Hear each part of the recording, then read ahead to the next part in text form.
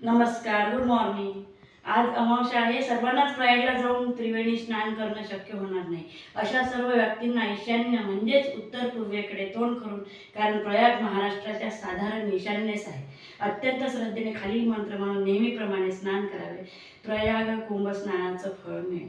तर हे व्हॉट्सअपवर आलेला मेसेज आहे, माझा स्वतःचा नाही आहे. आणि जे अध्यात्मवादी आहेत, ज्या मांडतात त्या रूढी प्रथा परंपरा देवाचं, तर त्यांच्यासाठी आहे. तर जर करायचं असेल तर एक छोटासा मंत्र आहे, तो म्हणायचा आहे आपल्याला.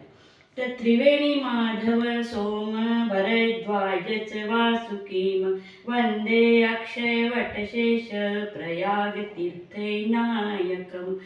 तर अशा सर्व याचं पूर्वेकडे तोंड करून करायचं आहे, आंघोळ करायची आहे. आणि आंघोळ करताना हा मंत्र म्हणायचा. अजून एक वेळ सांगते.